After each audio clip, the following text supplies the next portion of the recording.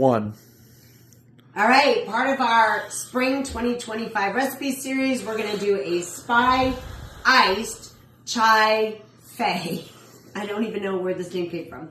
So if you followed us last year, we did an iced chai coffee. Wasn't as spiced, wasn't as sweet. It was received pretty well, but we've actually made this a little bit better. We make our own chai mix powder. You can also get chai concentrate at the store. But if you want to make your own, we make a big one.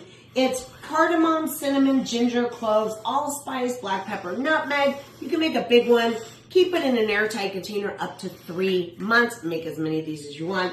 This recipe, again, is all inside our spring 2025 recipe. First, what I'm going to do is a half teaspoon of our chai spice mix, and I'm going to put that in with 1 tablespoon of honey.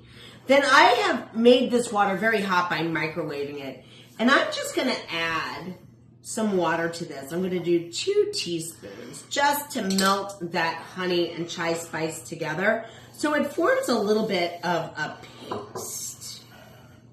Okay?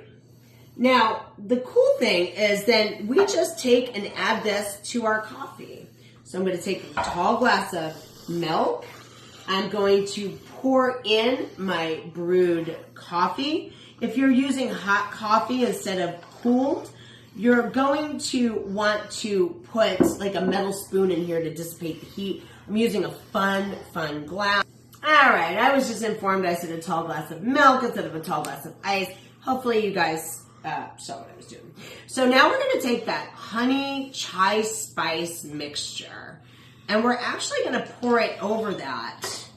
So it's already here. Instead of it being on the bottom of the drink and then pouring the hot coffee over it, we poured the cold coffee in first over the ice, and then we're just adding that sweet and spicy mix. Then the last thing I'm going to do is add a few ounces of my milk of choice. If you want to add cold foam, add cold foam. If you want to add just regular milk or oat milk or whatever, I'm just going to add some whipping cream. Half and half works really well. And then I'm going to take my orange peel. I have a little orange peel here as a garnish because I feel like being a little bougie. I'm going to run that around the side here, give it a little bit of a twist, and then garnish with that on top. You can enjoy this with a straw. I think it's phenomenal. You can see, though, just as we're spinning this around a little bit, that all of that mixture is mixing, and it looks delicious.